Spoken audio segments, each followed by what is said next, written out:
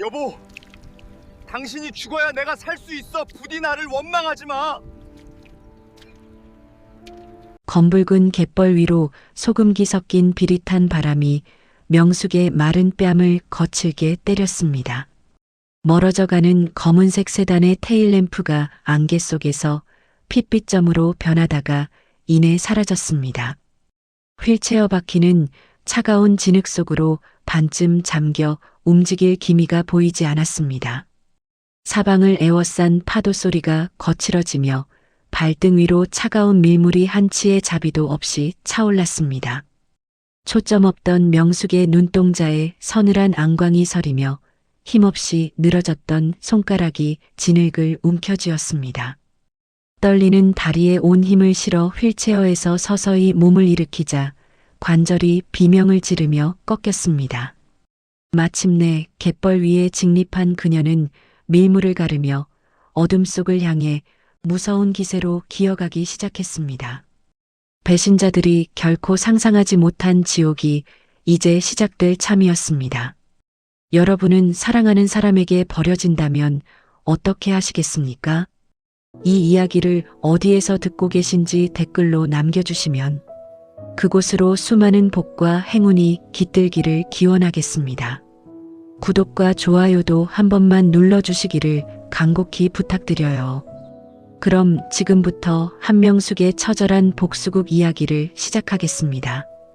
500억 가치의 빌딩들이 늘어선 강남 한복판에서 명숙은 자수성가의 상징으로 통했습니다.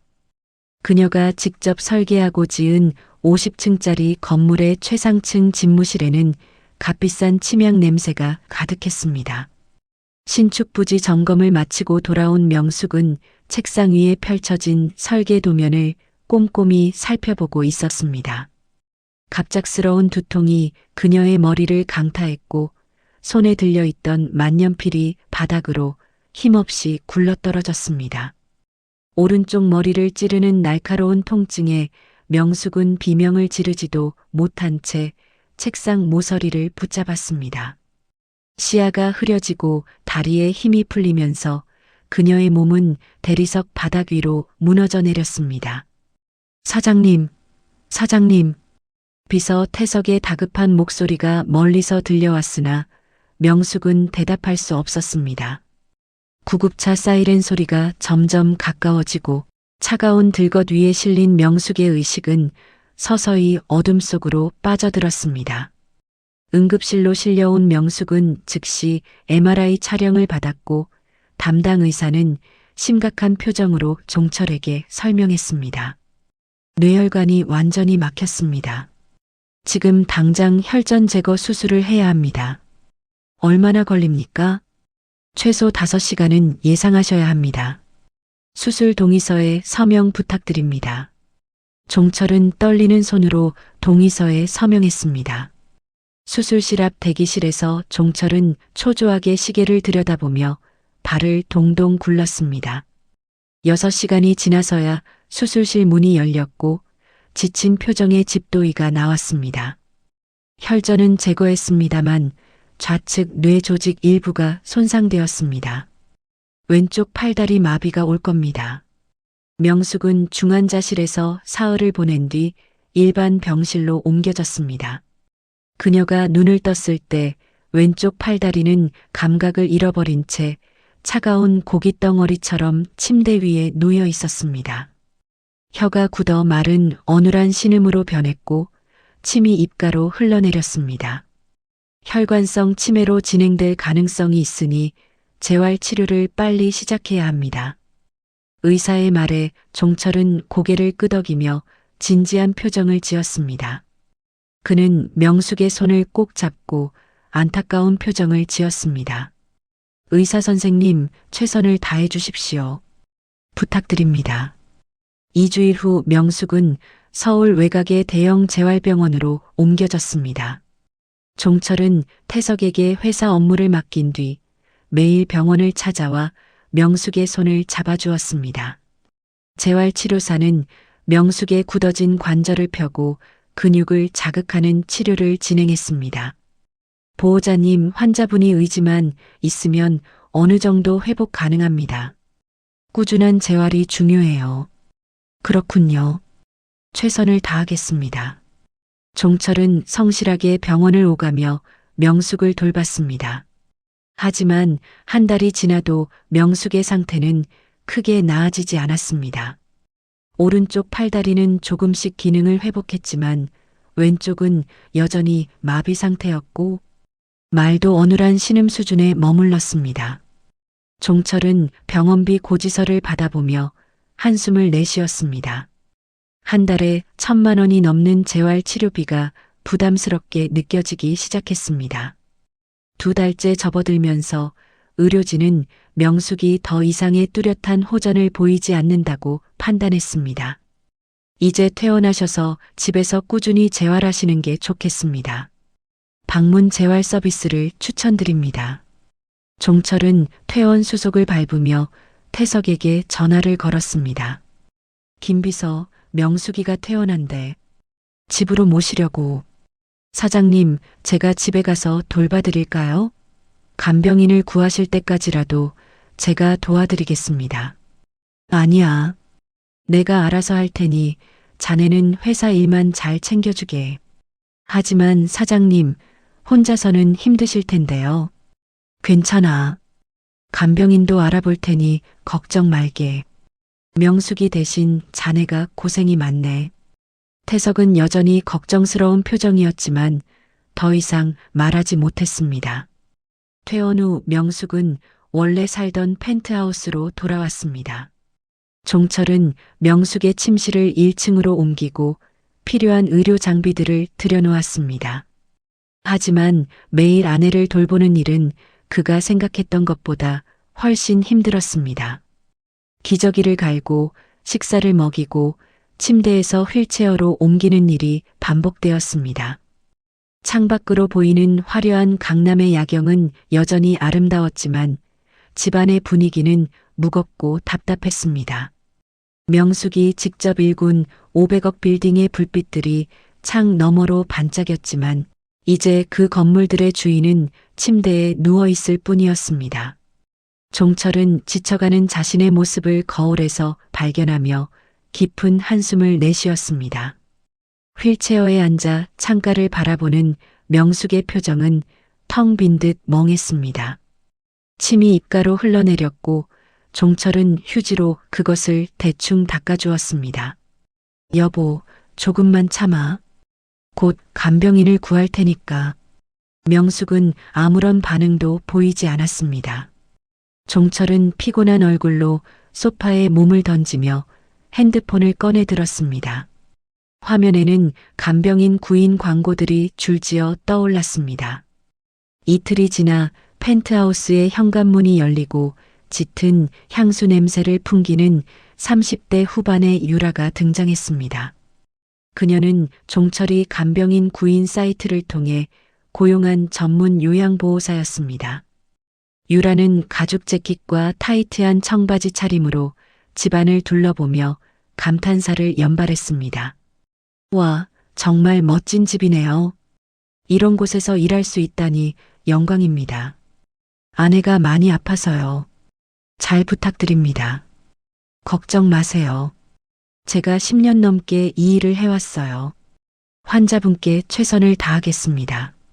종철은 유라에게 명숙의 상태와 필요한 간병 방법들을 자세히 설명했습니다. 유라는 고개를 끄덕이며 메모를 하는 척했지만 그녀의 시선은 거실에 놓인 고가의 미술품들을 훑고 있었습니다. 명숙의 침실로 안내받은 유라는 밝은 표정으로 휠체어에 앉은 명숙에게 다가갔습니다. 사장님, 안녕하세요. 저는 김유라라고 합니다. 잘 부탁드려요. 명숙은 멍한 눈으로 허공을 바라보며 입가에 침을 흘렸습니다. 유라는 휴지를 꺼내 명숙의 입가를 거칠게 닦아냈습니다. 첫날 유라는 성실하게 명숙을 돌보는 모습을 보였습니다. 식사를 챙겨주고 기저귀를 갈아주고 침대 시트를 교체하는 일을 꼼꼼히 처리했습니다. 종철은 유라의 일 처리가 마음에 들었는지 만족스러운 표정을 지었습니다. 유라 씨, 정말 수고 많으셨어요. 저녁은 제가 준비할 테니 함께 드시죠. 감사합니다. 그럼 제가 설거지는 할게요. 저녁 식사 후 종철과 유라는 거실에서 차를 마시며 이야기를 나누었습니다. 유라는 자신의 힘든 과거 이야기를 꺼내며 종철의 동정심을 자극했습니다. 저도 남편이 있었는데요. 사업 실패하고 도망가 버렸어요. 그 뒤로 혼자 살아왔죠. 그런 일이 있으셨군요. 많이 힘드셨겠어요. 그래도 이렇게 좋은 분 만나서 일하게 돼서 다행이에요. 사장님 부부는 참 부럽습니다. 종철은 쓴웃음을 지으며 고개를 저었습니다. 부러울 게 뭐 있겠어요. 이렇게 됐는데. 유라는 종철의 어깨를 살짝 두드리며 위로했습니다. 그녀의 손길은 부드러웠고 은은한 향수 냄새가 종철의 코끝을 자극했습니다. 일주일이 지나자 유라는 집안의 모든 것을 파악했습니다. 그녀는 명숙의 드레스룸에서 명품 가방들과 보석함을 발견했고 거실 금고의 위치도 확인했습니다. 어느 날 저녁 유라는 종철에게 와인 한 잔을 권했습니다. 사장님, 오늘 하루도 수고하셨어요. 이거 한 잔 하시면서 쉬세요. 아, 고맙습니다. 요즘 정말 피곤하네요. 당연하죠. 매일 회사 일에 사모님 걱정에 사장님도 쉴 시간이 필요하세요. 두 사람은 소파에 나란히 앉아 와인을 마셨습니다. 유라는 자연스럽게 종철의 곁으로 조금씩 다가앉았습니다. 거실에서는 두 사람의 낮은 웃음소리가 흘러나왔고 와인잔이 부딪히는 청명한 소리가 울렸습니다. 침실에 누워있던 명숙은 거실에서 들려오는 소리에 귀를 기울였습니다. 마비된 몸 때문에 움직일 수는 없었지만 그녀의 청각은 살아나고 있었습니다. 사장님은 참 착하세요. 사모님이 아프신데도 이렇게 헌신적으로 돌보시고 당연한 거 아니겠어요. 그래도 솔직히 힘들긴 하네요. 많이 외로우시죠? 제가 옆에서 도와드릴게요. 유라의 목소리는 달콤하고 부드러웠습니다. 명숙은 멍한 표정으로 천장을 바라보며 그들의 대화를 한마디도 놓치지 않고 머릿속에 새겼습니다. 2주일이 지나자 유라는 더욱 대담해졌습니다. 그녀는 명숙이 아끼던 다이아몬드 목걸이를 몰래 꺼내 자신의 목에 걸어보았습니다. 거울 앞에서 포즈를 취하며 흐뭇한 표정을 짓는 유라의 모습은 마치 이미 안주인이 된 듯했습니다. 이거 나한테 딱 어울리는데. 유라는 혼잣말을 중얼거리며 목걸이를 이리저리 만지작거렸습니다. 그러다 문득 뒤를 돌아보니 침대에 누워있는 명숙의 멍한 눈빛과 마주쳤습니다. 유라는 웃음을 지으며 목걸이를 벗어 제자리에 돌려놓았습니다. 사모님, 잠깐 구경만 한 거예요. 너무 예뻐서요. 명숙은 아무런 반응도 보이지 않았습니다. 유라는 안도하며 명숙의 이불을 대충 덮어주고 방을 나갔습니다. 어느 날 밤 거실에서 종철과 유라의 대화가 이어졌습니다. 사장님, 사모님 약값이 한 달에 얼마나 들어요? 한 300만 원 정도 되는 것 같아요. 와, 정말 많이 드네요. 게다가 재활 치료비까지 합치면. 그러게요. 목돈이 들어가는 상황이라 좀 아깝긴 해요. 유라는 종철의 팔을 살짝 쥐며 안타까운 표정을 지었습니다. 사장님이 너무 힘드실 것 같아요. 제가 더 잘해드릴게요. 종철은 유라의 손길에 미세하게 떨렸지만 그녀의 손을 뿌리치지 않았습니다. 유라의 은은한 향수 냄새와 부드러운 목소리가 그를 서서히 무장해제시키고 있었습니다.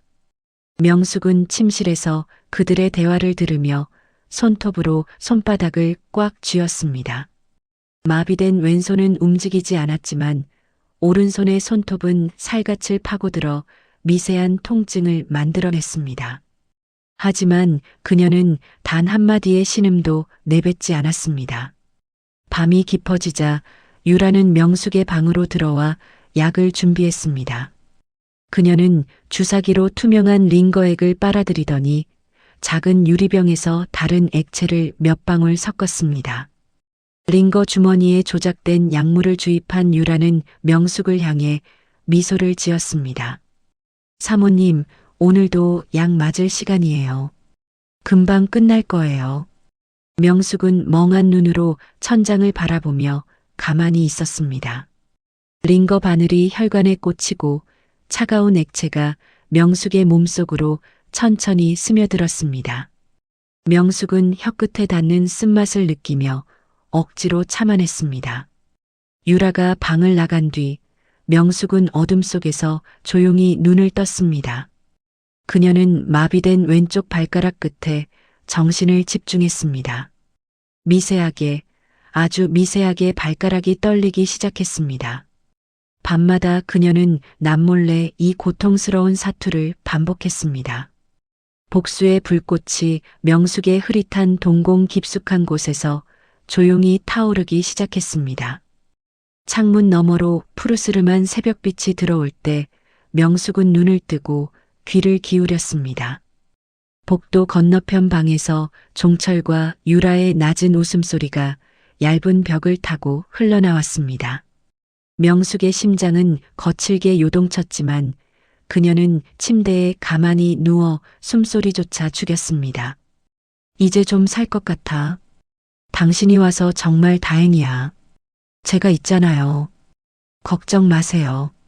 두 사람의 속삭임에 이어 유라의 갸냘픈 신음소리와 함께 침대 스프링의 삐걱거리는 소리가 들렸습니다.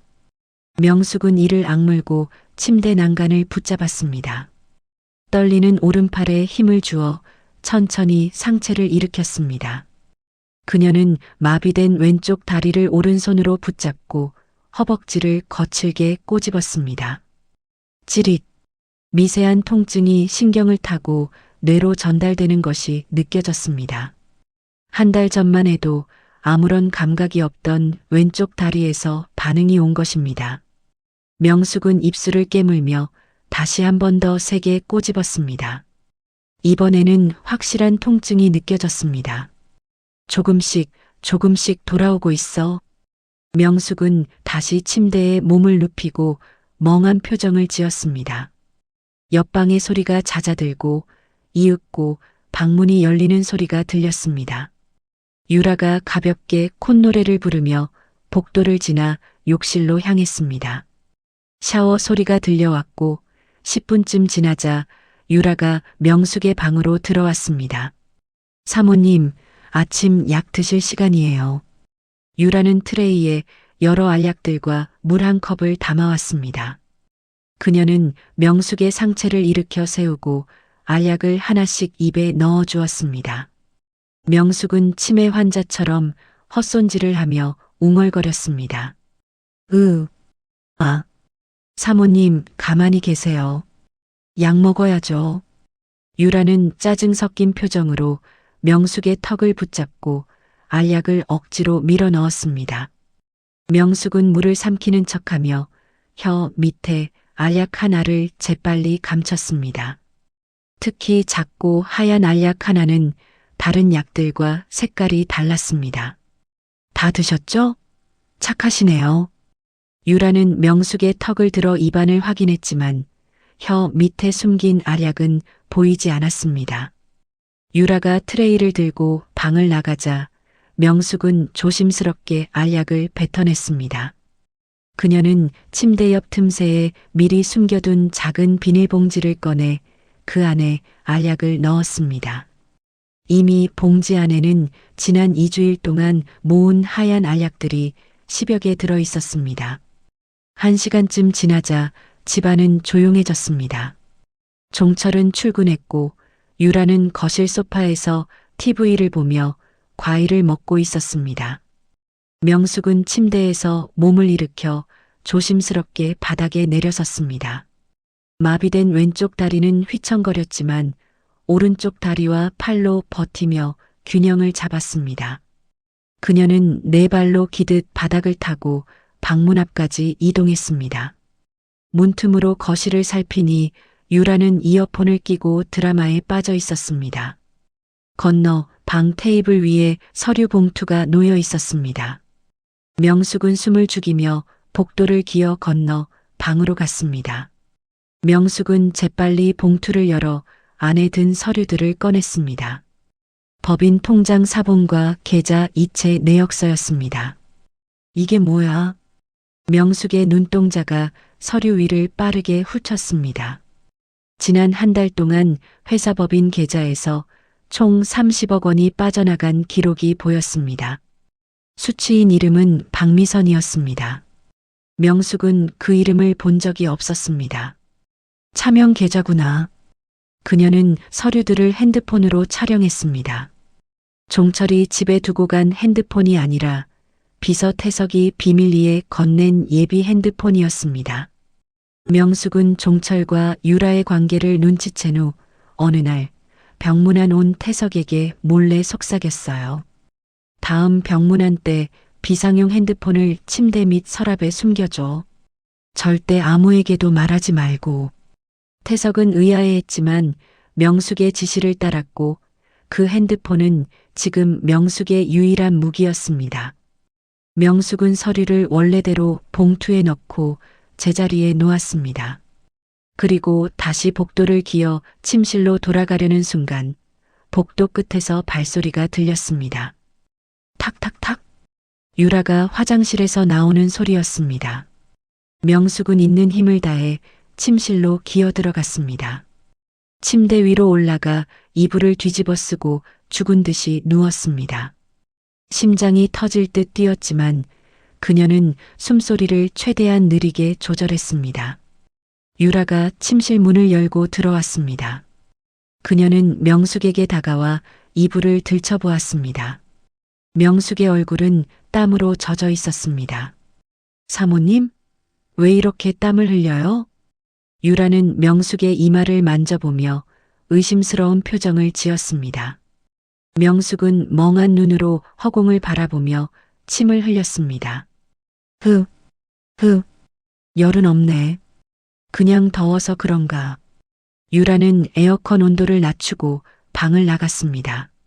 하지만 문을 나서며 뒤를 한 번 더 돌아봤습니다.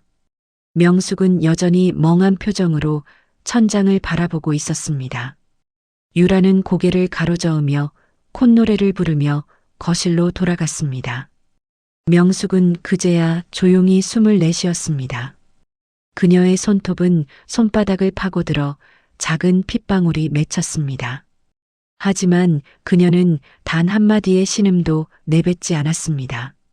30억? 벌써 30억이나.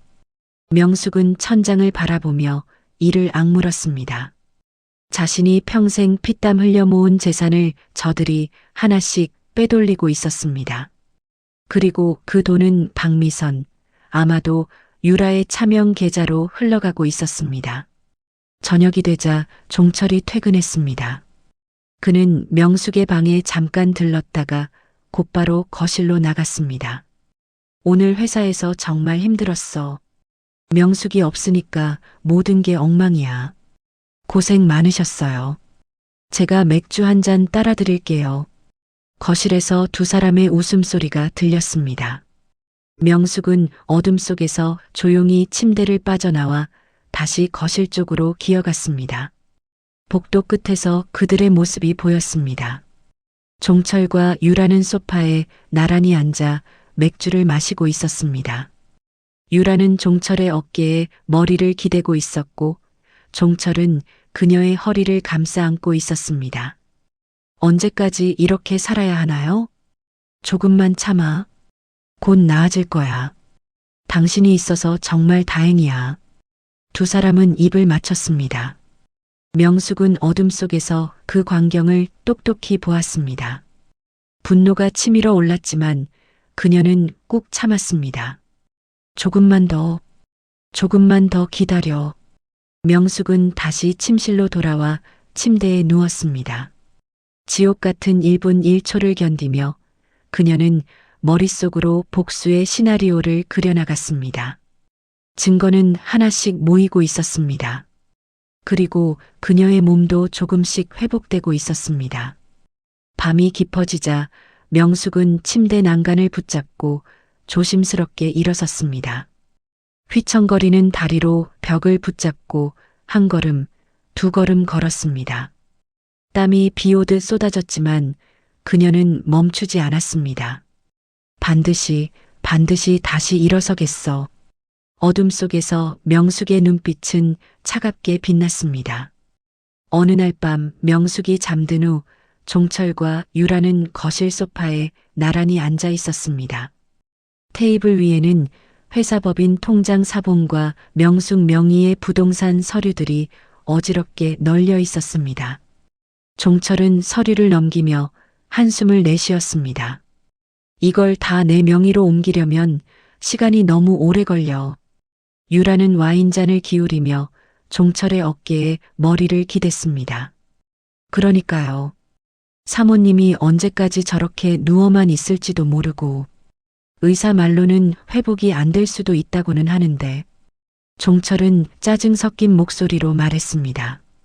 유라는 손톱으로 소파 가죽을 긁으며 생각에 잠겼습니다. 사장님, 차라리. 유라가 말을 멈췄습니다. 종철이 그녀를 돌아봤습니다. 차라리 뭐? 아무것도 아니에요. 유라는 고개를 저었지만 그녀의 눈빛은 묘한 빛을 띠고 있었습니다. 종철은 유라의 표정을 읽었습니다. 설마 너, 사모님이 없어지면 모든 게 깔끔해지잖아요. 유라의 목소리는 낮고 차갑게 가라앉았습니다. 종철은 화들짝 놀라며 유라의 입을 막았습니다. 미쳤어? 그런 소리 하는 거 아니야. 왜요? 어차피 식물인간이나 다름없잖아요. 언제 죽을지도 모르는데. 유라는 종철의 손을 떼어내며 냉소를 지었습니다. 종철은 주위를 두리번거리며 목소리를 낮췄습니다. 그래도 그건 범죄야. 지금 회사 돈 빼돌리는 것도 범죄 아니에요? 유라의 말에 종철은 말문이 막혔습니다. 그는 이미 지난 한 달 동안 회사법인 계좌에서 30억 원을 유라의 차명 계좌로 빼돌렸습니다. 명숙의 인감도장을 위조해서 건물 지분 일부도 넘기려는 계획을 세우고 있었습니다. 하지만 그건 죽이는 거랑은 달라. 종철은 떨리는 목소리로 말했습니다. 유라는 와인을 한 모금 마시고 종철을 똑바로 쳐다봤습니다. 사장님, 현실을 봐요. 사모님이 회복하면 우리 둘 다 끝이에요. 횡령도 들키고 우리 관계도 들키고. 그리고 사모님이 진짜 치매라는 보장도 없어요. 유라의 말에 종철은 움찔했습니다. 사실 그도 가끔 명숙의 눈빛이 너무 또렷하다는 느낌을 받곤 했습니다. 치매 환자치고는 너무 조용하고 가끔 자신을 빤히 쳐다보는 것 같았습니다. 설마 연기는 아니겠지. 모르죠. 어쨌든 위험해요. 유라는 테이블 위에 서류를 집어들었습니다. 이대로는 안 돼요. 완전히 없애야 해요. 종철은 소파에 깊이 몸을 파묻으며 고민에 빠졌습니다. 양심과 탐욕이 그의 머릿속에서 싸우고 있었습니다. 침실에 누워있던 명숙은 거실에서 들려오는 두 사람의 대화를 또렷하게 듣고 있었습니다. 그녀는 숨소리를 최대한 죽이고 귀를 기울였습니다. 완전히 없앤다고? 명숙의 심장이 빠르게 뛰었습니다. 하지만 그녀는 움직이지 않았습니다. 며칠 후 유라는 명숙에게 약을 먹이는 양을 늘렸습니다. 링거 주머니에 섞는 정체불명의 투명한 액체도 점점 많아졌습니다. 사모님, 오늘은 영양제를 좀 많이 넣었어요. 기운 차리셔야죠. 유라는 밝게 웃으며 명숙의 팔에 링거 바늘을 꽂았습니다. 하지만 그녀의 눈빛은 차갑고 잔인했습니다. 명숙은 링거액이 몸속으로 들어올 때마다 속이 메스꺼웠습니다. 어지럼증이 심해지고 가끔 환청이 들리기도 했습니다. 독을 타고 있는 거야. 명숙은 확신했습니다. 하지만 그녀는 여전히 치매 환자처럼 멍한 표정을 유지했습니다. 일주일 후 종철과 유라는 다시 거실에서 속삭였습니다. 약만으로는 너무 오래 걸려. 증거도 남고. 유라가 불평했습니다. 그럼 어떻게 하자는 거야? 실종시키는 거예요. 유라는 핸드폰을 꺼내 인터넷 검색을 시작했습니다. 그녀는 실종 신고와 사망 선고에 관한 법률 정보를 찾았습니다. 여기 좀 보세요. 사망이 확실하다고 인정되면 시신 없이도 사망 처리가 가능하대요. 정말? 종철의 눈빛이 달라졌습니다. 유라는 지도 앱을 켰습니다.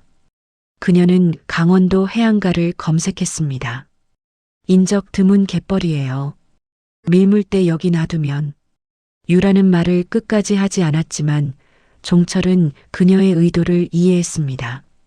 밀물에 떠내려가면 시신을 못 찾을 거고. 네. 그럼 장기간 실종 처리로 재산 상속도 되고. 유라의 계획은 치밀했습니다. 종철은 핸드폰 화면을 들여다보며 침을 꿀꺽 삼켰습니다. 그런데 시신이 발견되면, 그러니까 유서를 만들어야죠. 자살로 보이게. 유라는 가방에서 종이와 펜을 꺼냈습니다. 그녀는 명숙이 과거에 쓴 메모들을 보며 필체를 따라 했습니다.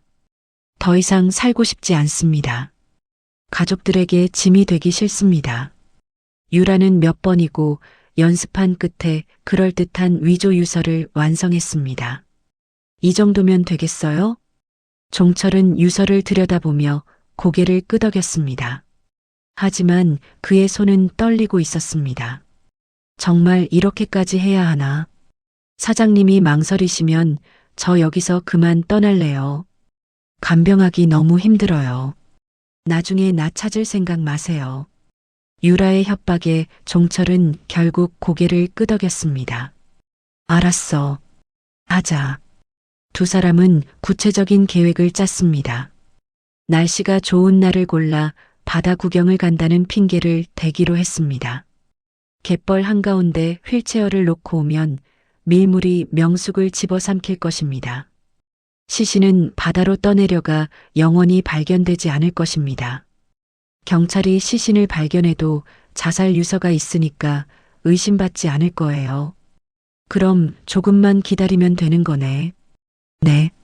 그동안 회사 경영권도 확실히 굳히고. 유라는 만족스럽게 웃었습니다. 명숙은 침실에서 모든 대화를 들으며 핸드폰 녹음 버튼을 눌렀습니다. 비록 선명하지는 않았지만 두 사람의 계획이 어느 정도 녹음되었습니다. 이제 시간 문제야. 준비해야 해. 명숙은 태석에게 조심스럽게 문자를 보냈습니다. 비상 상황 대비. 내 연락받으면 즉시 강원도로 출발. 옷과 물품 준비해서 대기. 태석은 의아했지만 명숙의 지시를 따랐습니다. 며칠 후 종철과 유라는 명숙을 학대하기 시작했습니다. 식사를 제때 주지 않았고 기저귀도 하루 종일 갈아주지 않았습니다. 명숙이 불편해하며 신음을 내도 무시했습니다. 에이, 시끄러워. 조금만 참아. 종철은 짜증을 내며 명숙의 방문을 쾅 닫았습니다. 유라는 더 노골적이었습니다. 그녀는 명숙의 뺨을 때리기도 했습니다. 사모님, 밥 좀 드세요. 왜 이렇게 말을 안 들어요? 찰싹? 유라의 손바닥이 명숙의 뺨을 때렸습니다. 명숙은 고개가 옆으로 돌아갔지만 아무 소리도 내지 않았습니다. 눈물이 볼을 타고 흘러내렸습니다. 즉, 울기만 하네. 정말 한심해. 유라는 명숙의 침대 시트도 갈아주지 않았습니다.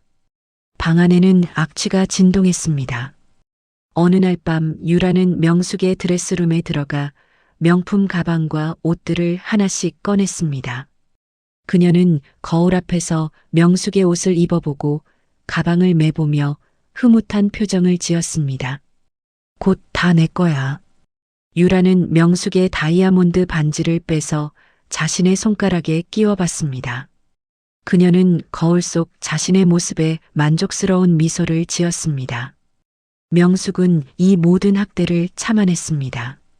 손톱이 손바닥을 파고들어 피가 났지만 그녀는 신음 하나 내지 않았습니다. 조금만 더 참자. 그들의 본색을 다 기록하자. 마침내 종철이 결심한 날이 왔습니다. 그는 아침 일찍 일어나 날씨를 확인했습니다. 맑고 화창한 날씨였습니다. 오늘이야. 종철은 유라에게 문자를 보냈습니다. 유라는 즉시 답장을 보냈습니다. 알았어요. 준비할게요. 두 사람은 위조 유서를 다시 한번 확인했습니다. 종철은 거울을 보며 슬픈 표정을 연습했습니다. 여보, 바람 좀 쐬러 가자. 그는 명숙의 방으로 들어가 밝게 웃으며 말했습니다. 명숙은 멍한 눈으로 종철을 바라봤습니다. 하지만 그녀의 심장은 빠르게 뛰고 있었습니다. 드디어 시작되는구나. 명숙은 조용히 숨을 고르며 마음의 준비를 했습니다. 죽음의 여행이 곧 시작될 것입니다. 어느 날 아침 종철은 명숙의 침실로 들어와 휠체어를 끌고 왔습니다. 그는 오랜만에 밝은 표정을 지으며 명숙에게 말했습니다. 여보, 오늘 날씨가 좋다고 해서 말이야. 바다 구경이나 다녀올까? 명숙은 멍한 눈으로 종철을 바라보며 침을 흘렸습니다. 유라가 옆에서 명숙의 입가를 휴지로 닦아주며 웃었습니다. 사장님, 좋은 생각이세요. 사모님도 답답하셨을 거예요. 종철은 명숙을 침대에서 일으켜 휠체어에 앉혔습니다. 명숙의 몸은 힘없이 축 늘어졌고 고개는 한쪽으로 기울었습니다. 유라는 들뜬 표정으로 커다란 선글라스를 쓰고 가방을 챙겼습니다. 제가 운전할게요. 사장님은 뒤에서 사모님 좀 봐주세요. 그래, 고마워. 검은색 세단에 명숙을 태우고 세 사람은 서울을 벗어났습니다. 유라는 운전석에 앉아 콧노래를 흥얼거리며 신나는 표정이었습니다. 종철은 뒷좌석에서 명숙 옆에 앉아 창밖을 바라보았습니다. 그의 얼굴에는 묘한 긴장감이 어려 있었습니다. 자동차는 고속도로를 달려 강원도로 향했습니다. 3시간을 달린 끝에 차는 인적 드문 해안가로 접어들었습니다. 내비게이션도 신호를 잃은 외진 곳이었습니다. 여기 정말 조용하네요. 딱 좋은데요? 유라는 차를 세우고 뒤를 돌아보았습니다. 종철은 고개를 끄덕이며 심호흡을 했습니다. 그래, 사람도 없고 좋네. 두 사람은 명숙을 휠체어에 태워 차에서 내렸습니다. 앞쪽으로 넓은 갯벌이 펼쳐져 있었고 멀리서 파도 소리가 들려왔습니다. 바닥은 질척거리는 검붉은 진흙으로 뒤덮여 있었습니다. 종철은 명숙의 휠체어를 밀어 갯벌 쪽으로 향했습니다. 휠체어 바퀴는 진흙에 빠지며 천천히 나아갔습니다. 유라는 뒤에서 따라오며 주위를 두리번거렸습니다. 여기까지면 충분할 것 같은데요? 좀 더 들어가자. 종철은 휠체어를 계속 밀었습니다. 갯벌 한가운데쯤 이르자 휠체어 바퀴는 진흙 속으로 반쯤 잠겨 움직이지 않았습니다. 멀리서 밀물이 들어오기 시작하는 소리가 웅장하게 울려 퍼졌습니다. 종철은 숨을 크게 들이쉬며 명숙의 주머니에 봉투를 하나 찔러 넣었습니다. 봉투 안에는 손으로 쓴 편지가 들어 있었습니다. 더 이상 살고 싶지 않습니다. 가족들에게 짐이 되기 싫습니다. 명숙의 필체를 흉내낸 위조 유서였습니다. 종철의 손은 떨리고 있었습니다. 여보, 미안해. 그는 작은 목소리로 중얼거렸습니다. 하지만 그의 발걸음은 이미 뒤로 물러서고 있었습니다. 유라가 종철의 팔을 잡아 끌었습니다.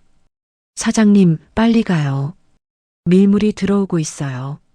종철은 휠체어의 브레이크를 잠그고 바퀴를 진흙 속에 깊숙이 눌러 박았습니다. 그리고 뒤도 돌아보지 않고 유라와 함께 뛰기 시작했습니다. 명숙은 휠체어에 앉아 멀어지는 두 사람의 뒷모습을 바라봤습니다. 유라는 차 창문을 내리고 명숙을 향해 손을 흔들었습니다. 그녀의 입가에는 조소 섞인 미소가 번졌습니다. 안녕히 계세요, 사모님. 차 문이 닫히고 엔진 소리가 요란하게 울렸습니다. 검은색 세단은 빠른 속도로 멀어져 갔습니다.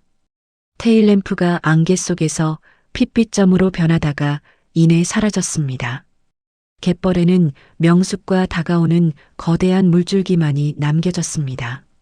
사방을 에워싼 파도 소리가 점점 거칠어졌습니다. 차가운 바닷물이 발등 위로 한 치의 자비도 없이 차올랐습니다. 명숙은 고개를 들어 하늘을 바라봤습니다. 잿빛 구름이 낮게 드리워진 하늘 아래 갈매기 한 마리가 울부짖으며 날아갔습니다. 물이 무릎까지 차올랐고 휠체어는 서서히 기울기 시작했습니다. 초점 없던 명숙의 눈동자에 서늘한 안광이 서렸습니다. 힘없이 늘어졌던 손가락이 천천히 움직이며 휠체어 손잡이를 움켜쥐었습니다. 그녀는 깊은 숨을 들이쉬고 온 힘을 다해 상체를 일으켰습니다. 이 정도로 날 죽일 수 있을 것 같아? 명숙은 혼잣말을 중얼거리며 휠체어에서 몸을 일으켰습니다. 마비되었던 왼쪽 다리가 떨리며 바닥을 디뎠습니다. 2달 동안 매일 밤 벽을 붙잡고 걷는 연습을 반복한 결과였습니다. 관절이 비명을 지르며 꺾였지만 명숙은 이를 악물고 버텼습니다. 물이 허리까지 차올랐고 휠체어는 완전히 물속으로 가라앉았습니다. 명숙은 차가운 물살을 헤치며 육지를 향해 나아갔습니다. 한 걸음, 두 걸음. 진흙이 발목을 잡아당겼지만 그녀는 멈추지 않았습니다. 물이 가슴까지 차오르자 명숙은 비명을 삼키며 진흙바닥으로 몸을 던졌습니다. 그녀는 네 발로 기듯 육지를 향해 나아갔습니다.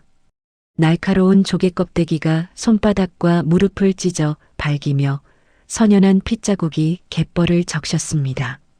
거친 숨을 몰아쉴 때마다 비릿한 짠물이 폐부 깊숙이 박혀 들어와 구역질이 났습니다. 사투 끝에 마른 땅에 도달한 명숙은 그대로 진흙 바닥에 쓰러졌습니다. 온몸이 젖어 있었고 손과 발에서는 피가 흘렀습니다. 그녀는 거친 숨을 토해내며 하늘을 바라봤습니다. 살았어. 나는 살아있어. 명숙은 떨리는 손으로 주머니에서 종철이 넣어둔 위조 유서를 꺼냈습니다. 젖어서 글씨가 번졌지만 그녀는 그 편지를 조심스럽게 접어 다시 주머니에 넣었습니다. 이것도 증거야. 명숙은 일어서려 했지만 다리에 힘이 들어가지 않았습니다. 추위와 탈진으로 온몸이 떨렸습니다. 그녀는 근처 숲속으로 비틀거리며 기어들어갔습니다. 나무 뒤에 몸을 숨기고 앉아 명숙은 젖은 옷을 최대한 짜냈습니다. 온몸이 얼음장처럼 차갑고 이가 딱딱 부딪혔습니다. 바람을 피할 수 있는 곳을 찾아야 했습니다. 명숙은 주머니에서 핸드폰을 꺼냈습니다. 비서 태석에게 비밀리에 건네받은 예비 핸드폰이었습니다. 명숙은 그 핸드폰을 몰래 지니고 다녔습니다. 다행히 핸드폰은 방수가 되는 제품이라 작동이 되었습니다. 명숙은 떨리는 손가락으로 태석의 번호를 눌렀습니다. 신호음이 길게 울렸습니다. 여보세요? 김비서 나야. 사장님, 어디 계십니까? 무슨 일이십니까? 태석의 목소리는 다급했습니다. 그는 오전부터 명숙에게 연락이 닿지 않아 불안해하던 참이었습니다. 지금 강원도 해안가에 있어. 위치 보낼 테니 당장 와. 그리고 옷이랑 수건, 물, 응급약품 챙겨와. 알겠습니다. 지금 바로 출발하겠습니다. 명숙은 전화를 끊고 현재 위치를 태석에게 전송했습니다. 그녀는 나무에 기댄 채 눈을 감고 태석을 기다렸습니다. 온몸이 떨리고 의식이 흐려져 갔습니다. 조금만 더 버텨야 해. 명숙은 이를 악물며 정신을 붙잡았습니다. 복수는 아직 시작도 하지 않았습니다. 종철과 유라에게 지옥을 보여주기 전에 이렇게 쓰러질 수는 없었습니다. 시간이 얼마나 지났을까? 명숙의 귓가에 차 소리가 들려왔습니다. 그녀는 간신히 눈을 뜨고 숲 밖을 바라봤습니다. 익숙한 차 한 대가 멈춰섰고 태석이 뛰어내렸습니다. 사장님, 태석의 목소리가 들렸습니다. 명숙은 떨리는 목소리로 대답했습니다. 여기야. 태석이 숲속으로 달려들어왔습니다. 그는 명숙의 처참한 모습을 보고 눈물을 흘렸습니다. 사장님, 도대체 무슨 일이? 차 안에서 얘기할게. 빨리 가자. 명숙은 태석의 부축을 받으며 일어섰습니다. 다리가 휘청거렸지만 그녀는 이를 악물고 걸었습니다. 살아남았습니다. 그리고 이제 복수가 시작될 것입니다. 태석은 서둘러 차 트렁크에서 큰 가방을 꺼냈습니다. 그 안에는 두꺼운 담요, 여벌옷, 수건, 생수, 응급약품이 들어 있었습니다. 태석은 명숙에게 담요를 덮어주고 차 뒷좌석으로 안내했습니다. 사장님, 옷부터 갈아입으세요. 저는 밖에서 기다리겠습니다. 태석은 차 밖으로 나가 문을 닫았습니다. 명숙은 떨리는 손으로 젖은 옷을 벗고 마른 옷으로 갈아입었습니다. 수건으로 몸을 닦고 생수를 마시자 조금 정신이 돌아왔습니다. 김비서 들어와. 태석이 차에 올라타자 명숙은 응급약품 상자를 열었습니다. 상처난 손과 발에 소독약을 바르며 그녀는 태석에게 말했습니다. 남편이랑 요양보호사가 날 죽이려고 했어. 네, 그게 무슨... 명숙은 태석에게 오늘 있었던 일을 차근차근 설명했습니다. 바다 구경을 간다며 데려온 것, 갯벌 한가운데 휠체어를 버려두고 떠난 것, 위조 유서까지. 태석은 이야기를 들으며 주먹을 불끈 쥐었습니다. 그 나쁜 놈들, 제가 당장 경찰에... 안 돼. 아직은 때가 아니야. 명숙은 단호하게 말했습니다.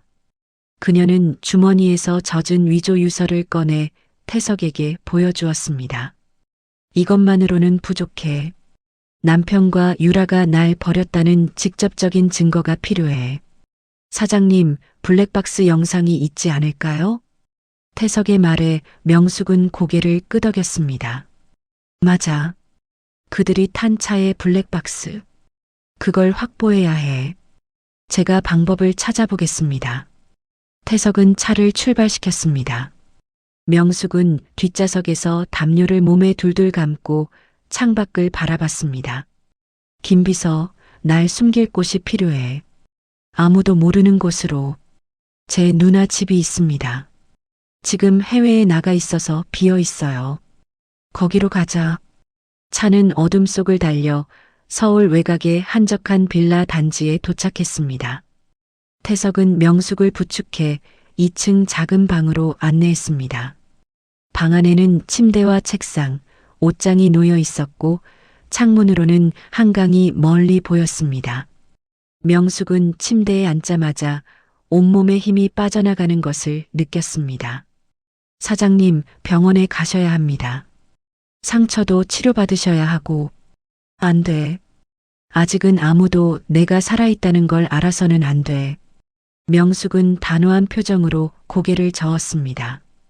태석은 걱정스러운 얼굴로 응급약품을 꺼내 명숙의 상처를 다시 한번 꼼꼼히 소독했습니다.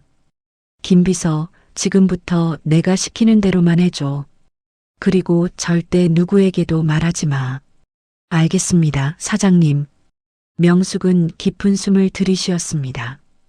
그녀는 종철과 유라에 대한 모든 것을 태석에게 설명했습니다.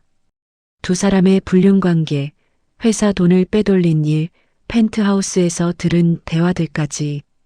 이미 내 핸드폰에 녹음 파일들과 서류 사진들이 저장되어 있어. 하지만 이것만으로는 부족해. 명숙은 핸드폰을 꺼내 태석에게 보여주었습니다. 더 확실한 증거가 필요해.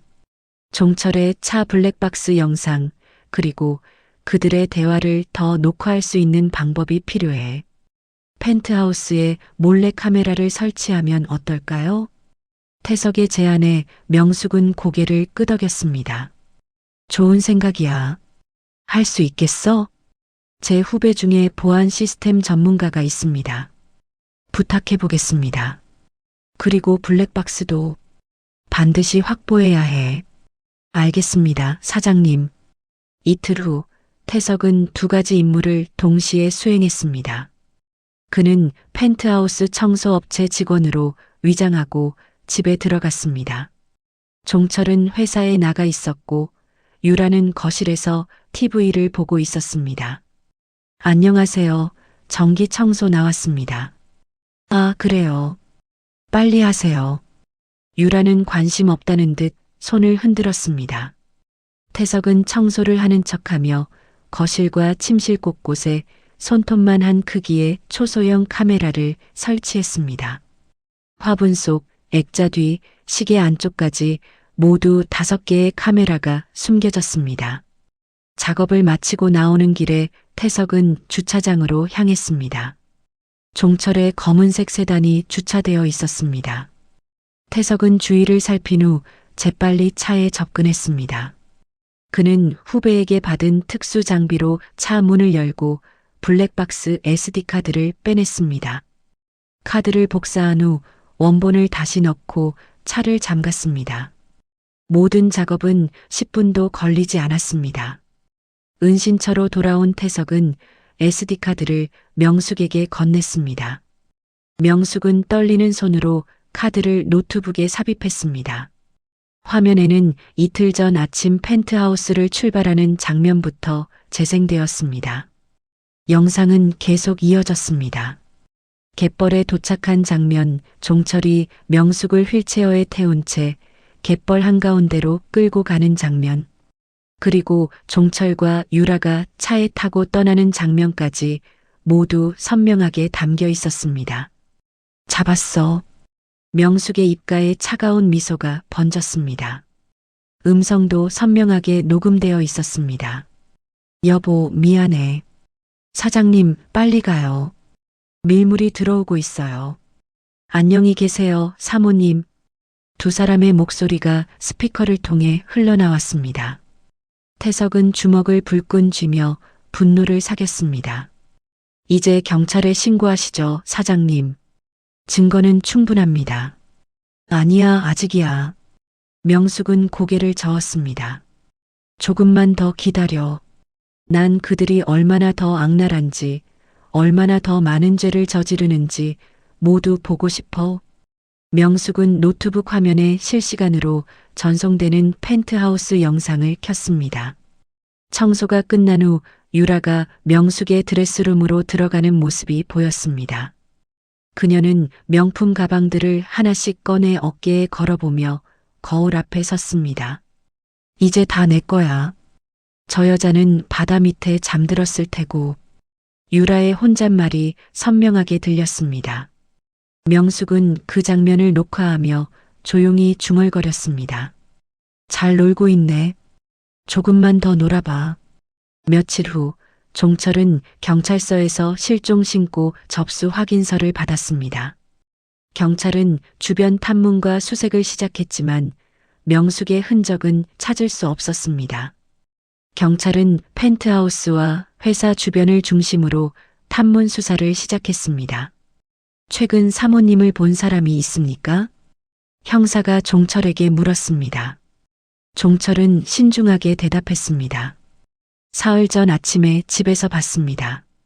제가 출근하고 나서는 연락이 안 됩니다. 사모님께서 평소 자주 가시던 곳이 있습니까? 집과 병원 정도였습니다. 병 때문에 외출을 거의 안 했거든요. 핸드폰 위치 추적도 안 되고 신용카드 사용 내역도 실종 당일 이후로는 없었습니다.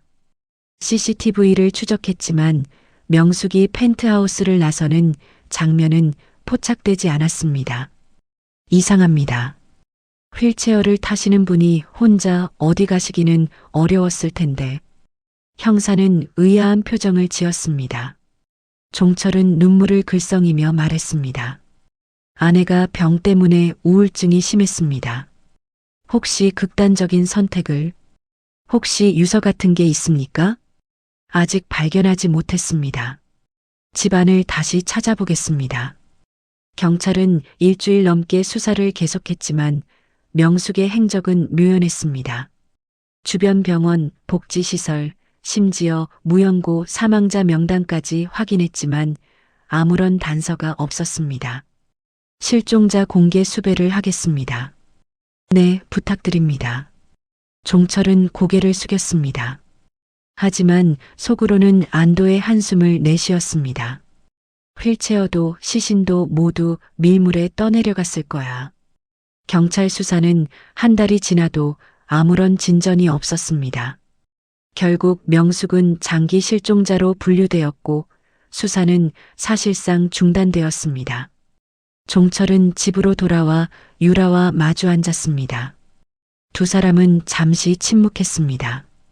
경찰이 더 이상 수사 안 한대요? 유라가 조심스럽게 물었습니다. 그런 것 같아. 단서가 없으니까. 시신을 못 찾으면 실종 처리가 될 거야. 그럼 재산은? 변호사랑 상담했는데 내가 상속받을 수 있대. 시간은 좀 걸리지만. 두 사람은 샴페인을 따라 잔을 부딪혔습니다. 하지만 종철의 손은 미세하게 떨리고 있었습니다. 은신처의 명숙은 그 장면을 노트북으로 지켜보며 녹화 버튼을 눌렀습니다. 모든 대화, 모든 표정, 모든 행동이 기록되고 있었습니다. 조금만 더 증거를 모으자. 명숙은 매일 밤 재활 운동을 했습니다. 벽을 붙잡고 걷기, 스쿼트, 팔굽혀펴기까지. 갯벌에서 살아남았지만 그녀의 왼쪽 다리는 여전히 완전히 회복되지 않았습니다. 땀이 비 오듯 쏟아졌지만 명숙은 이를 악물고 운동을 계속했습니다. 태석은 매일 영양제와 약을 가져다 주며 명숙을 돌봤습니다. 한 달이 지나자 명숙은 태석에게 지시했습니다. 김비서, 이제 변호사를 선임해야겠어. 최고로 유능한 변호사를 찾아줘. 알겠습니다, 사장님. 태석은 서울에서 가장 유명한 법률사무소를 찾아갔습니다. 그리고 명숙의 사건을 맡아줄 변호사를 섭외했습니다. 변호사는 명숙이 수집한 증거들을 보고 감탄했습니다. 이 정도면 충분합니다. 승소 확률이 90% 이상이에요. 명숙은 고개를 끄덕이며 미소 지었습니다. 아직은 기다려야 해. 조금 더 증거를 모을 거야. 같은 시각 종철은 명숙의 빌딩 최상층 회의실에 앉아 있었습니다. 그는 이사회를 소집해 자신을 신임 회장으로 추대하는 절차를 밟고 있었습니다. 유라는 실장이라는 직함을 달고 종철의 옆에 서 있었습니다. 이제 곧 우리가 이 회사의 주인이 되는 거야. 종철은 유라의 손을 꼭 잡으며 속삭였습니다. 은신처의 명숙은 창밖을 바라보며 조용히 중얼거렸습니다. 이제 곧이야. 조금만 더 기다려. 죽음의 갯벌에서 돌아온 여왕이 복수의 칼을 갈고 있었습니다. 그리고 그 칼날은 곧 종철과 유라의 목을 겨누게 될 것이었습니다. 그녀의 눈에는 어떤 자비의 흔적도 남아있지 않았습니다. 명숙이 실종된 지 2달째 되는 날, 종철은 500억 빌딩 최상층 회의실에 30명의 이사진을 소집했습니다. 거대한 테이블 주위로 정장을 차려입은 이사들이 자리를 잡았습니다. 회의실 정면에는 신임 회장 취임식이라는 현수막이 걸려 있었습니다. 종철은 검은색 정장에 검은 넥타이를 맨 채 상석에 앉아 있었습니다. 유라는 화려한 베이지색 정장을 입고 경영지원실장이라는 명패를 달고 종철의 바로 옆자리에 앉았습니다. 그녀의 목에는 명숙이 아끼던 진주 목걸이가 걸려 있었습니다. 유라는 이사들을 향해 공손하게 고개를 숙이며 인사했습니다. 안녕하십니까? 이번에 경영지원실장을 맡게 된 김유라입니다. 이사들은 어색한 표정으로 고개를 끄덕였습니다. 종철은 자리에서 일어나 마이크를 잡았습니다. 그의 목소리는 떨렸고 눈가는 붉게 충혈되어 있었습니다. 이사님 여러분, 오늘 이렇게 무거운 마음으로 자리를 함께하게 되어 송구스럽습니다. 종철은 손수건을 꺼내 눈가를 닦았습니다. 아내 한명숙이 우리 곁을 떠난 지 2달이 되었습니다. 아직도 믿기지 않습니다. 그는 잠시 말을 멈추고 고개를 숙였습니다. 회의실에는 무거운 침묵이 흘렀습니다. 하지만 아내의 유지를 받들어 제가 이 회사를 이끌어가야 한다는 책임감을 느낍니다. 부족하지만 최선을 다하겠습니다. 이사 중 한 명이 손을 들어 질문했습니다.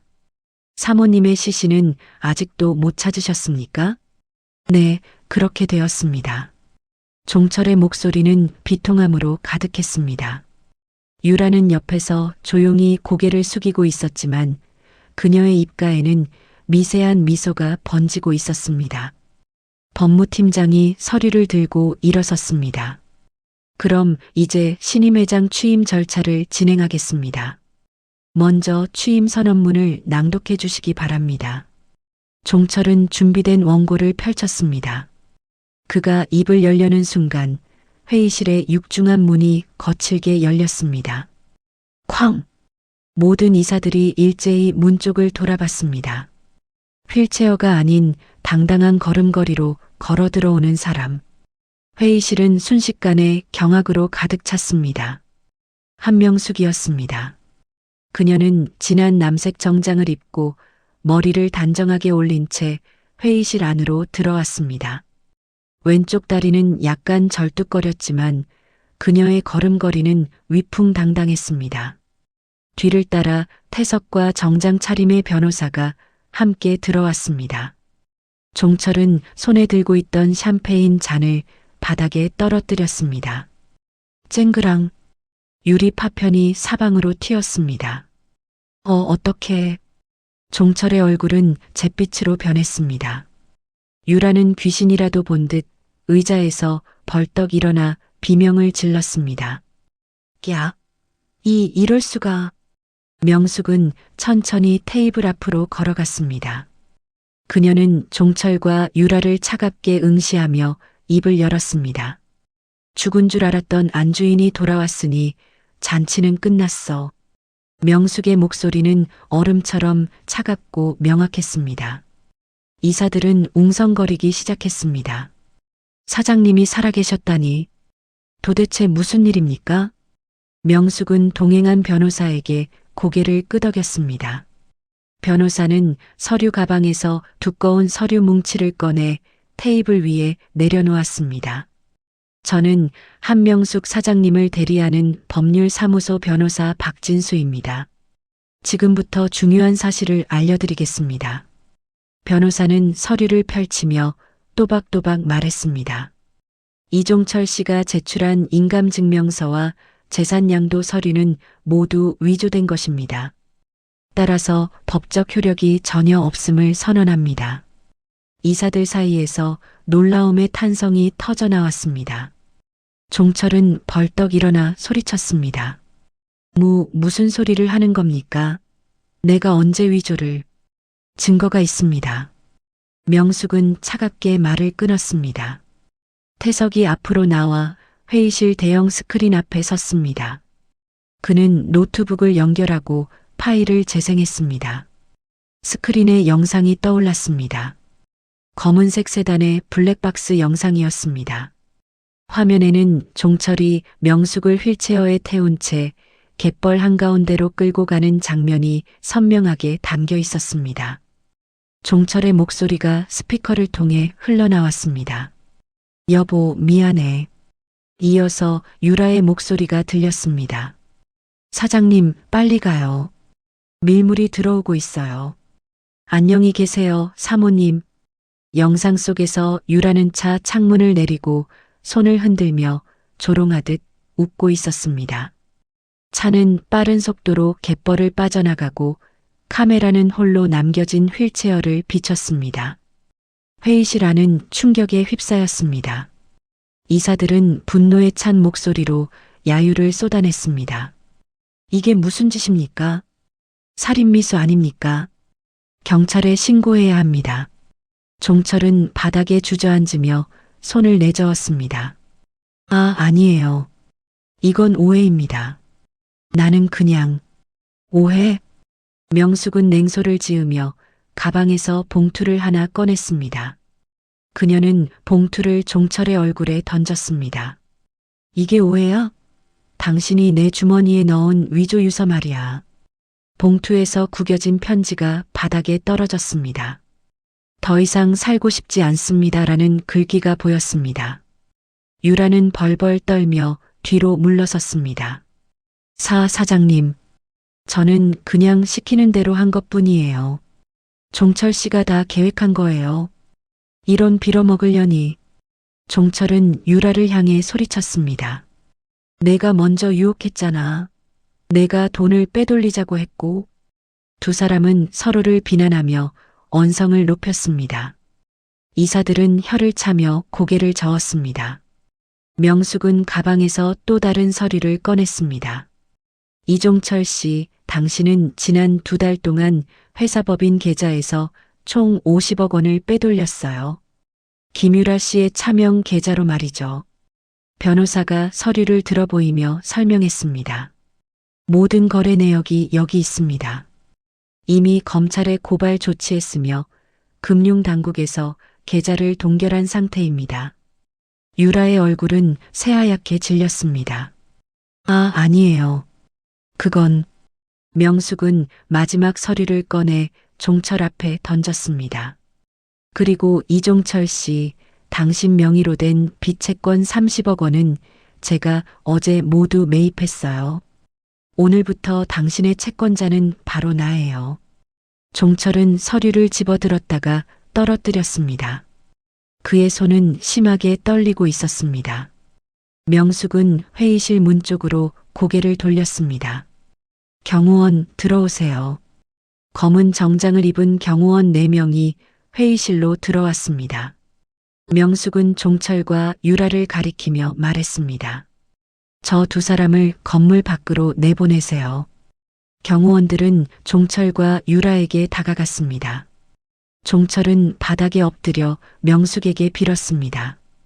여보, 제발 한 번만 용서해줘. 내가 정신이 나갔었어.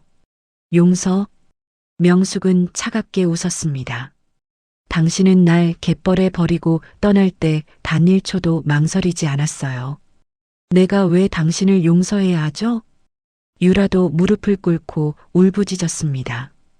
사장님, 저도 잘못했어요. 제발 살려주세요. 경찰서에서 실컷 빌어보세요. 명숙은 손을 휘저었습니다. 경호원들은 종철과 유라를 강제로 끌어냈습니다. 2사람의 절규 섞인 통곡 소리가 복도를 가득 메웠습니다. 회의실 문이 닫히자 명숙은 이사들을 향해 돌아섰습니다. 그녀는 깊은 숨을 들이쉬고 또박또박 말했습니다. 여러분, 이번 일로 심려를 끼쳐 죄송합니다. 하지만 이제 모든 게 제자리로 돌아왔습니다. 앞으로도 변함없이 회사를 이끌어 가겠습니다. 이사들은 박수를 치며 환호했습니다. 사장님, 무사하셔서 정말 다행입니다. 앞으로 잘 부탁드립니다. 명숙은 상석에 앉으며 미소를 지었습니다. 태석은 옆에서 명숙을 바라보며 눈물을 닦았습니다. 회의실 창밖으로 강남의 빌딩들이 햇살을 받아 반짝이고 있었습니다. 명숙이 평생 일군 제국이 다시 그녀의 품으로 돌아온 순간이었습니다. 그녀는 창밖을 바라보며 조용히 중얼거렸습니다. 이제 시작이야. 복수의 첫 번째 막이 화려하게 내렸습니다. 회의실에서 쫓겨난 종철과 유라는 경찰에 긴급 체포되었습니다. 살인미수, 사문서 위조, 업무상 횡령 혐의였습니다. 2사람은 수갑을 찬 채 경찰차에 실려 경찰서로 이송되었습니다. 종철은 경찰차 안에서 창밖을 멍하니 바라보았습니다. 자신이 누렸던 화려한 강남의 빌딩들이 스쳐 지나갔습니다. 이제 그 모든 것이 손에 닿지 않는 신기루가 되어버렸습니다. 이게 꿈이야, 악몽이야. 종철은 중얼거렸지만 손목의 차가운 수갑은 냉혹한 현실을 알려주었습니다.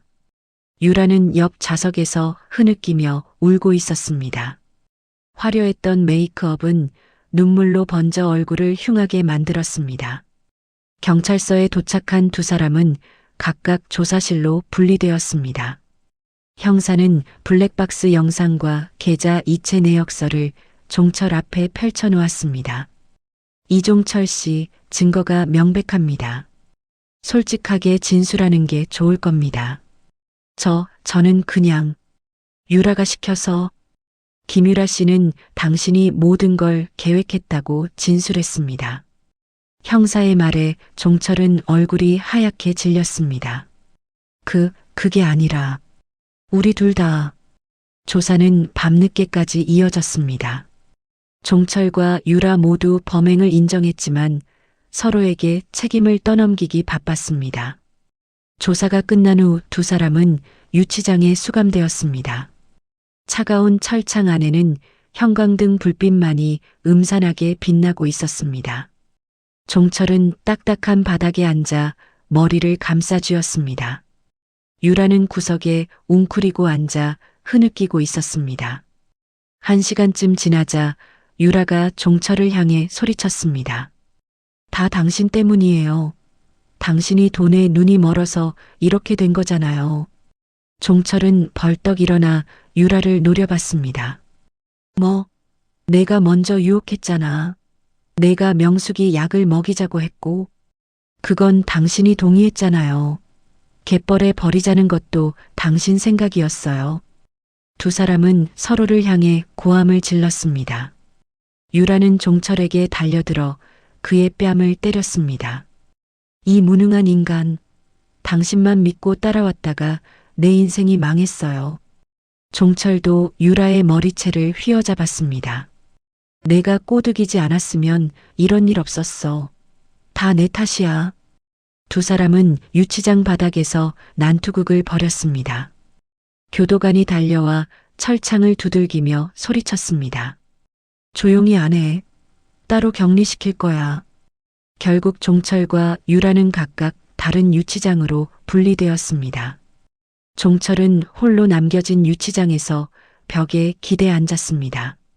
그의 정장은 구겨졌고 넥타이는 풀어져 있었습니다. 이럴 줄 알았으면 차라리. 하지만 후회는 이미 늦었습니다.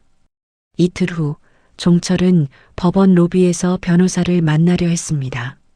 구치소에서 호송된 그는 수갑을 찬 채 변호사를 기다렸습니다. 평소 알고 지내던 변호사에게 전화를 걸었지만 돌아온 것은 차가운 대답뿐이었습니다. 죄송하지만 이번 사건은 맡을 수 없습니다. 왜요? 변호사님과 저는 10년 넘게 알고 지낸 사이잖습니까? 미안합니다. 이해해 주십시오. 전화는 끊겼습니다.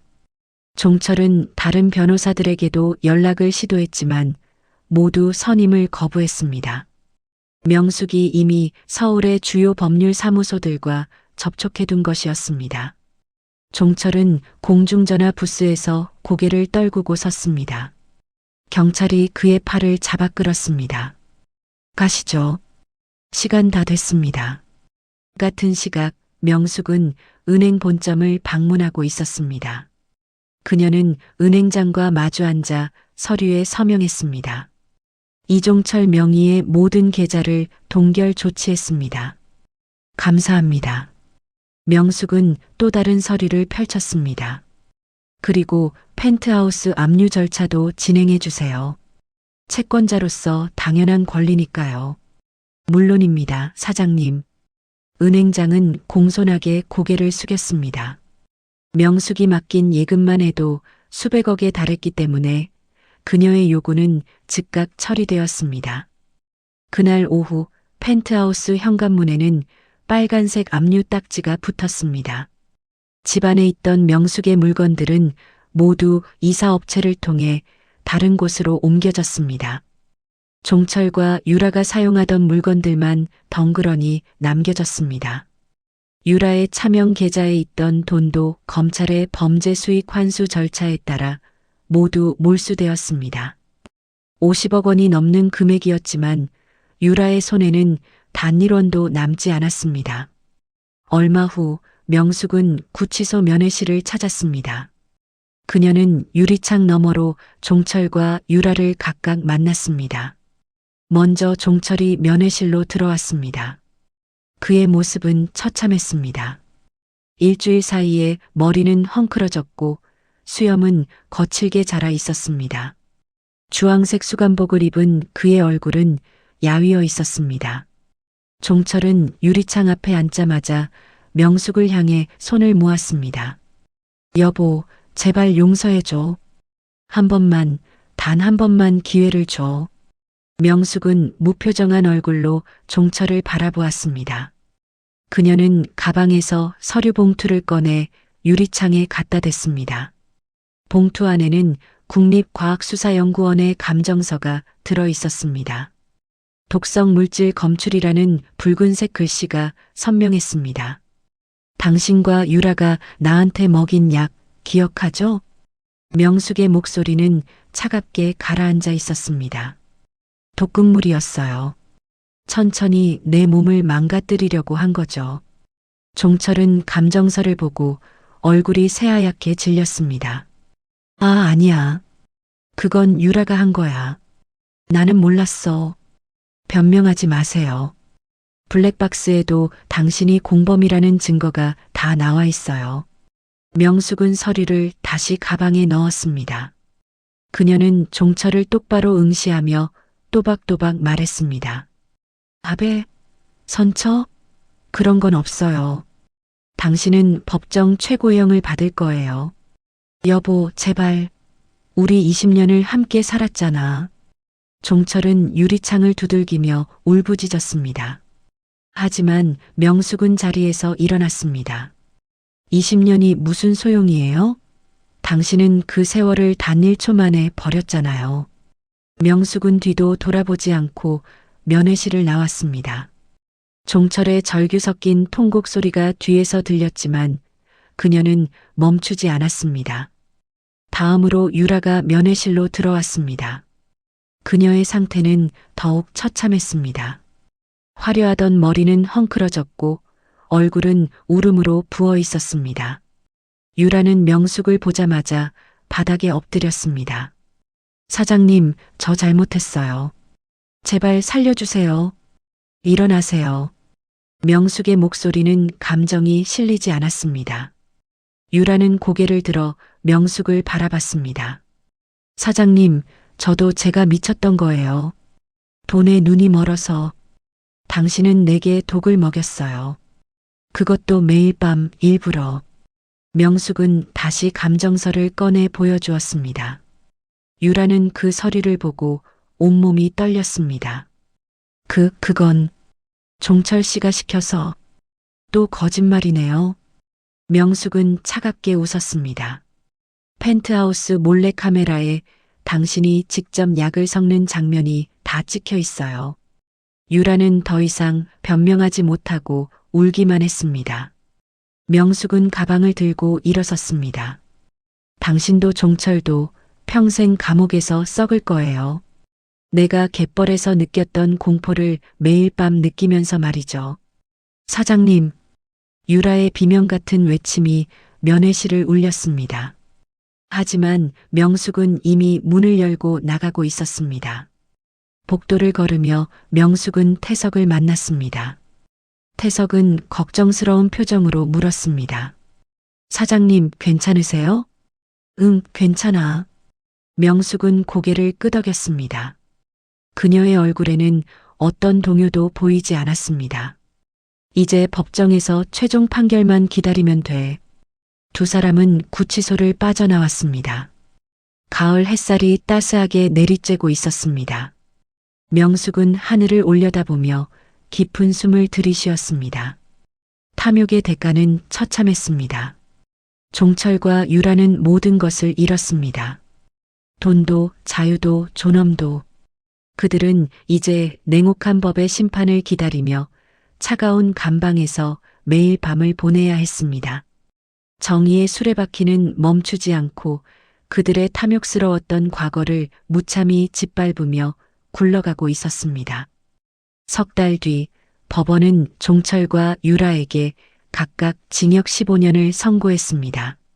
살인미수, 사문서 위조, 업무상 횡령 등 여러 혐의가 인정되었습니다. 두 사람은 얼마간의 징역을 살다 조기 형집행 결정으로 일시적으로 석방되었습니다. 성실하게 징역 생활을 한 이후로 모범수로 풀려난 것이었습니다. 교도소 정문 앞에서 종철과 유라는 각자 나왔습니다. 그들의 손에 들린 것은 10,000원짜리 지폐 몇 장뿐이었습니다. 오랜 기간 교도소에서 받은 작업 장려금 전부였습니다. 종철은 낡은 운동복 차림으로 거리에 섰습니다. 그의 얼굴은 수염으로 뒤덮였고 머리는 반백이 되어 있었습니다. 말끔한 정장 차림 사업가는 어디에도 없었습니다. 유라도 형편없는 차림이었습니다. 교도소에서 지급받은 헌 옷을 입고 화장기 없는 얼굴은 초췌하기 그지없었습니다. 한때 명품으로 치장하던 그녀의 모습은 온데간데 없었습니다. 종철은 주머니에서 10,000원짜리를 꺼내 멍하니 바라봤습니다. 이 돈으로 뭘 하라는 거야? 그는 중얼거리며 근처 편의점으로 향했습니다. 삼각김밥 2개와 물 1병을 사고 나니 손에 남은 돈은 5,000원 뿐이었습니다. 종철은 편의점 앞 계단에 주저앉아 김밥을 우적우적 씹었습니다. 내가 왜 이렇게 됐지? 그는 하늘을 올려다보며 한숨을 내쉬었습니다. 명숙이 모든 재산을 회수하고 손해배상 소송까지 승소하면서 종철의 손에는 아무것도 남지 않았습니다. 펜트하우스는 압류되었고 차도 경매로 넘어갔습니다. 은행 계좌는 모두 동결되었고 신용불량자로 등록되었습니다. 종철은 고시원을 알아보려 했지만 보증금조차 낼 수 없었습니다. 결국 그는 서울역 근처 무료 급식소 앞으로 향했습니다. 긴 줄이 이어져 있었고 헌 옷을 입은 노숙자들이 줄지어 서 있었습니다. 종철은 그 줄의 맨 뒤에 섰습니다.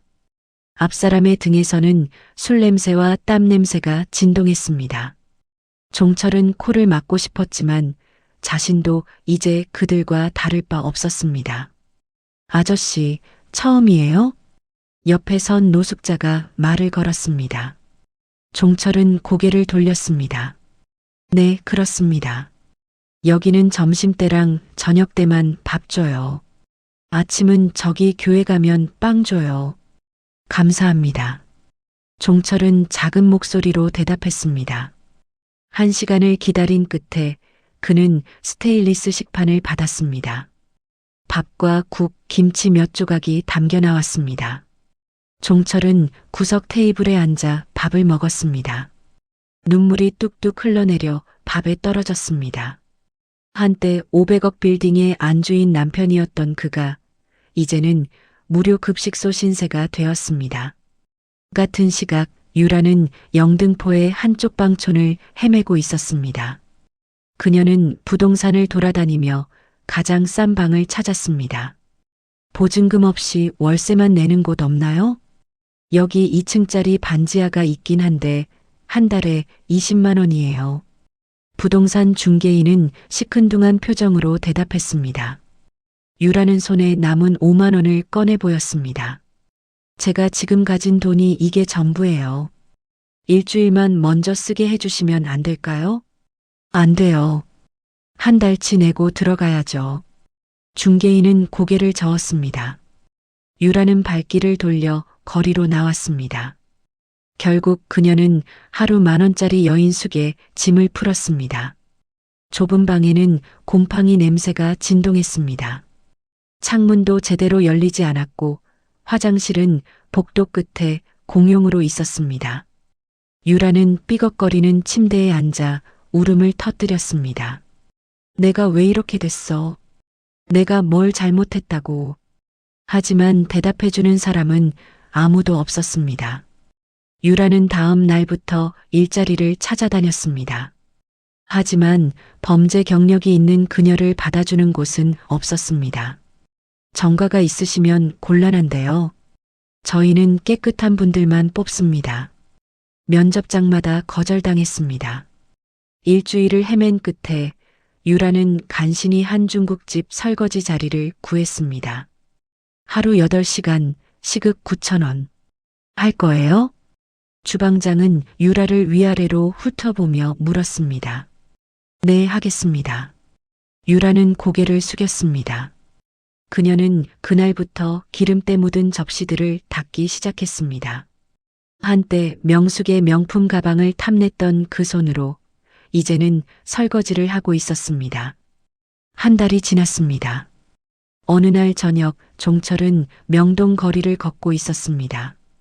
그는 하루 종일 건설 현장에서 막노동을 하고 돌아오는 길이었습니다. 몸은 파김치가 되었고 허리는 통증으로 삐걱거렸습니다. 거리를 지나다 종철은 거대한 전광판을 올려다봤습니다.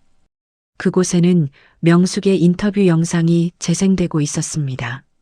화면 속 명숙은 우아한 정장을 입고 환하게 웃고 있었습니다. 이번 뇌경색 환자 재활센터 건립은 저에게 매우 의미 있는 프로젝트입니다. 많은 분들께 희망을 드리고 싶습니다. 명숙의 목소리는 자신감으로 가득했습니다. 그녀의 뒤로는 새로 지은 병원 건물이 보였습니다. 인터뷰 하단에는 한명숙 회장, 100억 원 기부라는 자막이 흘렀습니다. 종철은 그 자리에 멍하니 서서 화면을 바라봤습니다. 자신이 빼돌렸던 돈, 자신이 탐냈던 재산이 이렇게 선한 일에 쓰이고 있었습니다. 그리고 그 모든 것의 주인은 자신이 죽이려 했던 여자였습니다. 으악! 종철은 길바닥에 주저앉아 통곡했습니다. 행인들이 그를 피해 지나갔습니다. 누군가는 동전 몇 개를 그의 앞에 던지고 갔습니다. 내가 거지 취급을 받고 있어. 종철은 바닥에 동전을 주워 주머니에 넣었습니다. 자존심도 이제는 사치였습니다. 살아남기 위해서는 무엇이든 해야 했습니다. 같은 날 저녁 유라는 중국집 설거지를 마치고 여인숙으로 돌아가는 길이었습니다. 골목을 지나다 그녀는 익숙한 뒷모습을 봤습니다. 종철이었습니다. 저기요. 유라는 종철을 향해 소리쳤습니다. 종철이 돌아봤습니다. 두 사람은 좁은 골목에서 마주 섰습니다. 잠시 침묵이 흘렀습니다. 그리고 유라가 먼저 입을 열었습니다. 다 당신 때문이에요. 당신 때문에 내 인생이 망했어요. 뭐라고? 내가 먼저 유혹했잖아. 종철의 목소리가 커졌습니다. 유라는 종철에게 다가가 그의 얼굴에 침을 뱉었습니다. 퇴! 이 무능한 인간. 종철도 유라의 얼굴에 침을 뱉으며 욕설을 퍼부었습니다. 이 독사 같은 년, 내가 약을 먹였잖아. 두 사람은 골목에서 서로에게 침을 뱉고 욕을 하며 다투었습니다. 지나가던 행인들은 인상을 찌푸리며 그들을 피해갔습니다. 저 사람들 뭐야, 냄새나. 그냥 가요, 상종 말아요. 유라는 결국 울음을 터뜨리며 도망쳤습니다. 종철은 그 자리에 서서 하늘을 향해 소리쳤습니다. 내가 뭘 잘못했다고. 왜 나만 이렇게 돼야 해. 하지만 하늘은 아무런 대답도 하지 않았습니다. 며칠 후 종철은 명숙의 빌딩을 찾아갔습니다. 그는 로비 경비원에게 막혔습니다. 저는 한명숙 회장님을 만나러 왔습니다. 예약 있으세요? 없지만 제발 좀 만나게 해주십시오. 한 번만요. 종철은 무릎을 꿇고 빌었습니다. 경비원은 무전기로 위층에 연락했습니다. 잠시 후 태석이 로비로 내려왔습니다. 돌아가십시오. 태석의 목소리는 차갑고 단호했습니다. 김 비서님, 제발이요. 사장님께 제가 죄송하다고 전해주십시오. 사장님께서는 당신을 만날 의사가 전혀 없으십니다. 제발요. 단 1분만이라도. 종철은 태석의 바지를 붙잡았습니다.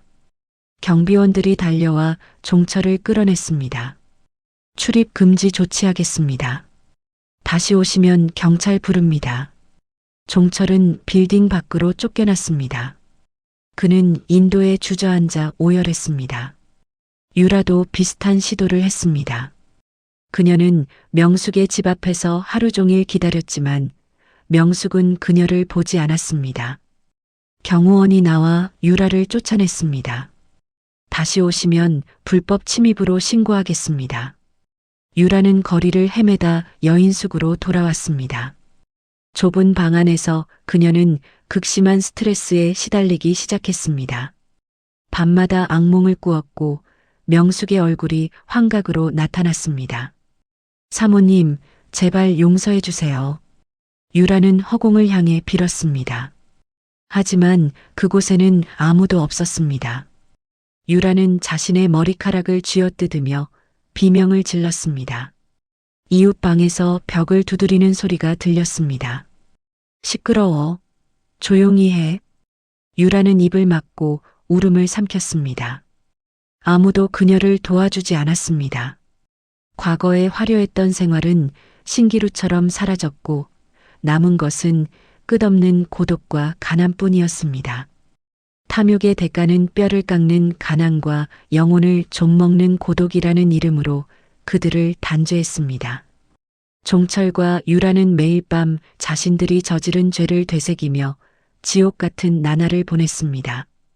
갯벌의 진흙보다 더 깊고 어두운 밑바닥 인생이 그들 앞에 끝없이 펼쳐져 있었습니다.